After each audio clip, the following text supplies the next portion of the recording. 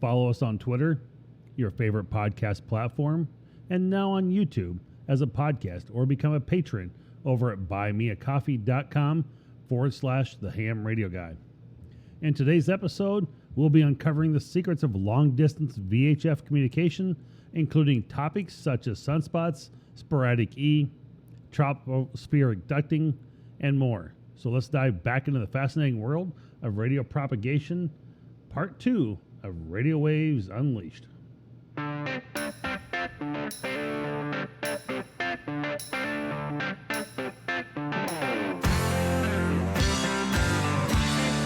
Hello and welcome. This is your host, Martin W0MET. I'm trying to educate, inform, and entertain you with the latest topics, news, and information each episode right here on this show. Hit that subscribe button on your favorite podcast platform. And thanks for listening. Appreciate all the listeners out there, and glad to have you with us each and every week and continue to have a lot of downloads. Appreciate that. Leave comments on the show, things you like or dislike, and would really appreciate that feedback. So please leave those on either podcast or YouTube or your other platform. I do check them out, and I do see them as they come in, or over to even buymeacoffee.com. You have an opportunity to leave a comment there for all those subscribers and supporters, the patrons here of the podcast channel. Well, in today's episode, we'll be uncovering the secrets of long-distance VHF communication, and we're diving right into the magic band of amateur radio 6 meters. This is a band that, certainly people at the technician level of licensing can dive into and have an opportunity to use, and certainly encourage that. So as we go through some of the things today, just keep that in mind. And Solar Cycle 25, one thing I was even heard this week, that Solar Cycle 25 is maybe moving up to the peak of it being December 2024, and some have even said maybe even December of 2023 could be a peak. So, just continue to take advantage of these radio propagation times that we can while they're here, and we'll figure out where that 11-year period really fell when it's all, said and done. But one of the key factors influencing long-distance communication for VHF is the solar cycle, and that refers to the regular variations in the sun's activity over the 11-year period, which, again, we're in that Solar Cycle 25 right now. And I'm sure you've heard a lot about it already, and read several articles in it. QST has had a great article about it. And, during the peak of the solar cycle, sunspots and solar flares are more common, resulting in enhanced ionization. Boy, I can't get that out today. In Earth's upper atmosphere. So sunspots are dark areas on the sun's surface, and they're regions of intense magnetic activity. These sunspots contribute to the formation of the F2 layer in the Earth's atmosphere, and they're located roughly 200 to 400 kilometers above the surface. The F2 layer is crucial for long-distance VHF propagation, and it can reflect and refract radio waves back to Earth. Additionally, sporadic E propagation, or E's sometimes referred to, plays a significant role in long-distance VHF communication. Sporadic E refers to the irregular patches of ionization in the E layer of the ionosphere, typically occurring at altitudes of 90 to 130 kilometers. These patches create favorable conditions for VHF signals and bounce and travel beyond their normal range. Another phenomenon that aids in long-distance VHF communication is the tropospheric ducting, which we discussed in our previous episode. So go back and listen to that just 2 weeks ago. And tropospheric ducting occurs when atmospheric conditions allow radio waves to be trapped and guided with a duct, basically a collision of a cold and warm air mass, creating basically a duct between them, resulting in extended propagation distances. This is useful for VHF bands such as 6 meters and 10 meters, which we can find again as for technicians. The 6 meter band, also known as the magic band, is a portion of the radio spectrum allocated for amateur radio use.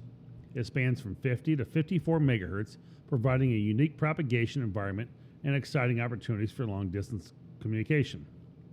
Now, 6 meters is probably one of my favorite bands to get onto as well, and I don't have the antenna here at the house to do it mounted, but I do have a 6 meter antenna which I can use for more portable use and get on those bands when I can. It's something I would like to spend a lot more time in, but I haven't done it a lot. A lot of field day I usually try to. I did not get it in this year. Kind of had a different agenda item going, but it is a great band. You can make some great communications with it.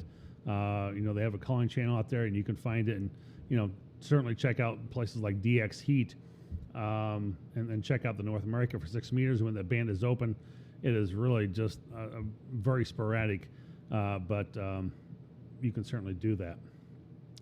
Well, we're going to talk about some more radio propagation stuff right after this vendor product highlight from Yaesu, from me right here on the Ham Radio Guy.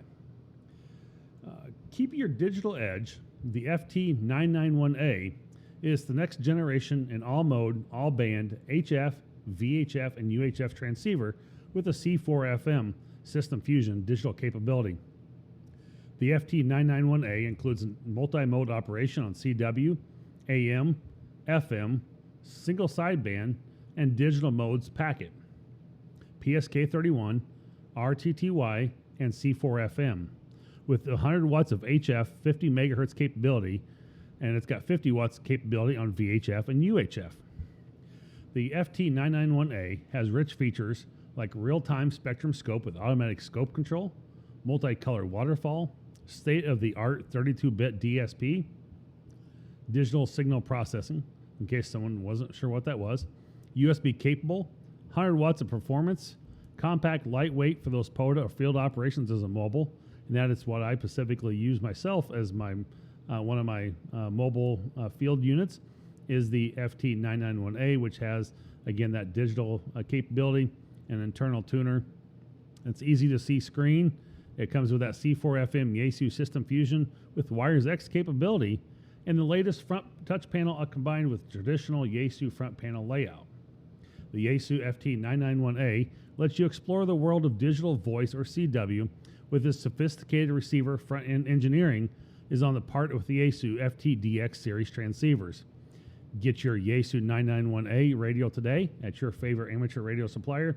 And for more information about this radio, visit yaesu.com for more information. You're listening to the Ham Radio Guy with your host, Marvin W0MET.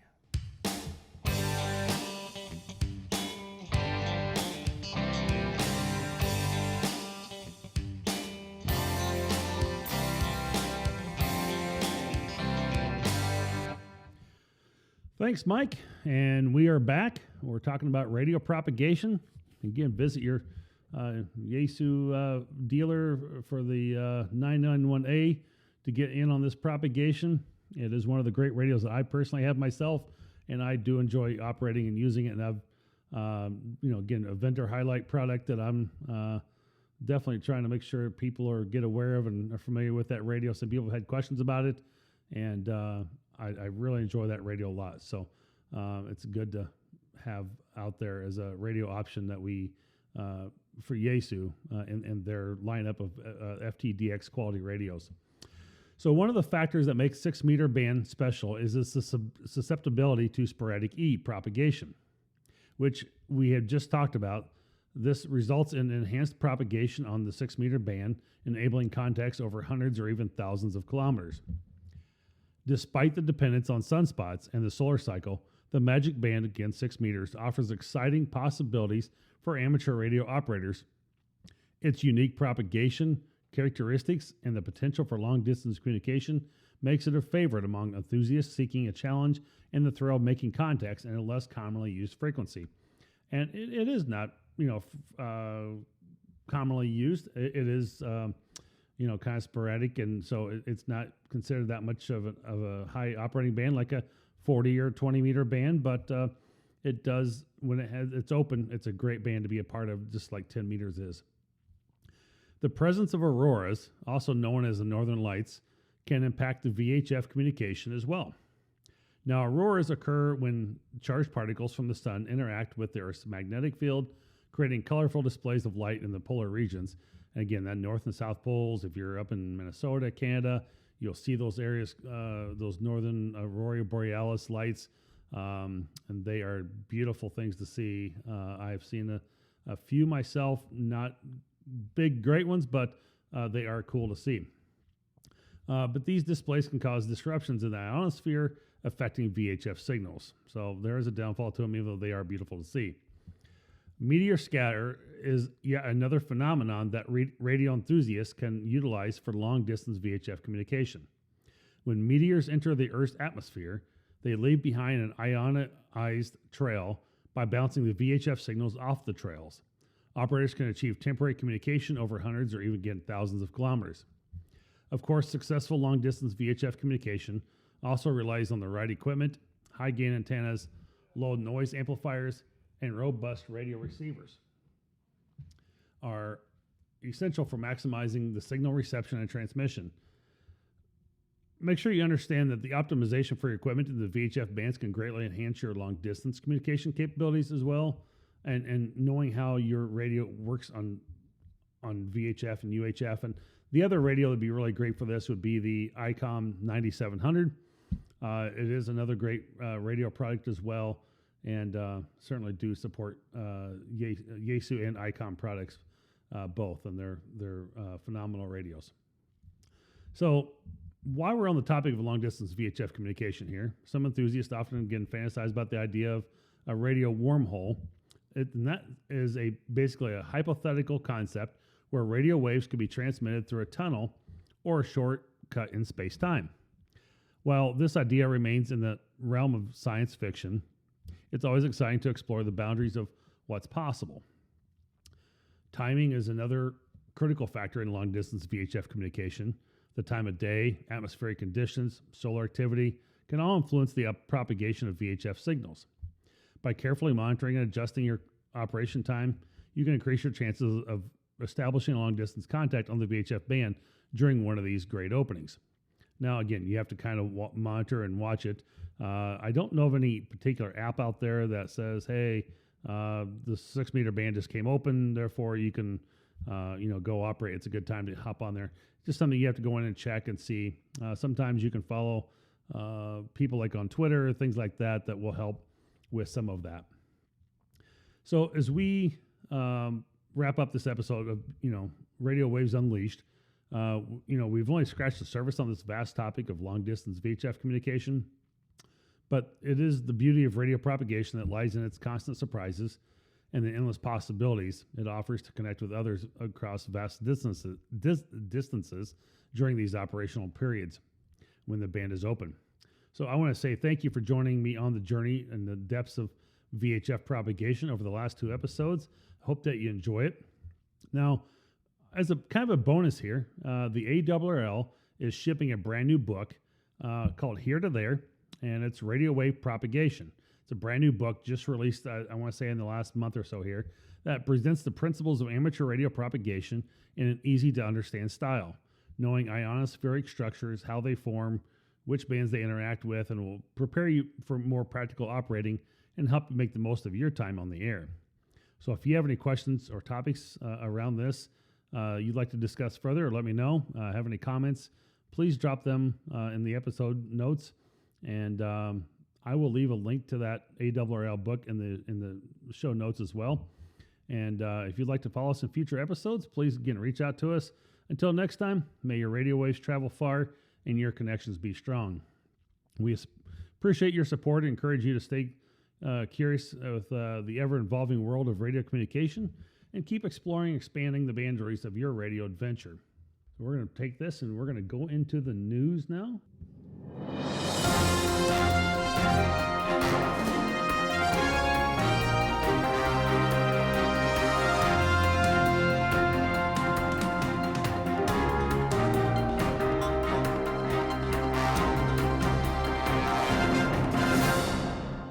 Leading off the news this week, we call attention to the full ARRL members in the Atlantic, Dakota, Delta, and Great Lakes and Midwest divisions. You have the opportunity to choose a director and a vice director represent you for for a 3-year term beginning January 1st, 2024. ARRL, the National Association for Amateur Radio, is governed by its board of directors. A voting director is chosen by ballot by the fully licensed ARRL members in each of its 15 divisions. Vice directors, who serve in the absence of the director at a board meeting and succeed to the position of director should a vacancy occur, they're chosen at the same time. Elections are held in 5 divisions per year. It only takes 10 full members in a division to nominate a candidate for either office. Are you ready to upgrade your technician license? A new question pool takes effect on July 1st, 2023. For general class license exams, ARRL has released new editions of its popular study resources, including the 10th edition, the ARRL General Class License Manual. ARRL volunteer examiners are already administering the new general class exams, said ARRL VEC manager Maria Sama, AB1FM. Sama suggests that candidates first take a practice exam using the ARRL exam review. If you're already passing online practice exams, then you're ready to search for an in-person exam session or team, and you can take the exam online via a remote video supervised session. Visit the exam session search page on the ARRL website, and I will leave a link to the show notes on that as well. Our next story for this week is following years of experimental use of the frequencies between 2 and 25 megahertz, a range that the FCC considers underutilized. Members of the Shortwave Modernization Coalition have asked the agency for rule changes that would permit fixed, long-distance, time-sensitive transmissions of data by commercial entities. The FCC is requesting public comment on the proposed rule change, which the FCC Commission said would have an impact on that part of the spectrum used exclusively by amateur radio, maritime or aeronautical services. A rule change would make the frequency available to regular commercial operators. At present, only 61 of the 21,507 active licenses for frequencies between 2 and 25 megahertz are for industrial and business use, according to the FCC. The business seeking access have relied until now on satellite, fiber, and microwave and millimeter wave wireless transmissions. And our final news story for this week, the W1 VCM receives grant for the Vintage Radio and Communication Museum. The Amateur Radio Club of the Vintage Radio and Communication Museum of Connecticut, W1 VCM, has received a grant to design and implement new antennas that cover the frequency ranges available to U.S. radio amateurs and to add Earth-to-space capabilities to their shack. All of this source is always covered from the ARRL, AR Newsline, and This Week in Amateur Radio. Check out those podcasts as well on those platforms for ARRL, AR Newsline, and This Week in Amateur Radio. Well, our next thing we have is the check out your local Hamfest schedule page for the Hamfest near you. On July 29th, the ARRL West Virginia State Convention and Hamfest will be in Sutton, West Virginia. August 12th to the 13th, the 2023 ARRL Rocky Mountain Division Convention will happen in Albuquerque, New Mexico. August 19th to the 20th, Huntsville Hamfest, hosting the ARRL Alabama State Convention in Huntsville. And August 25th and 27th, Northeast Ham Exposition, hosting ARRL New England Division Convention in Marlborough, Massachusetts. Well, that brings this show to a close this week, and I hope that you enjoyed it. Hope that you'll submit that subscribe button and share with friends, and I hope that you learned something as well this week that will help you in your amateur radio operations. If you'd like to help support the channel and become a patron, look for me on buymeacoffee.com/The Ham Radio Guy to join today. Please hit that subscribe button. Follow me on Twitter, as I provide the latest information for all my podcasts on Twitter immediately after publishing an episode, so you can listen to it right away. Well, again, as always, this is your ham radio buddy in the chair and on the air. As the Ham Radio Guy, I say 73 W0 MET.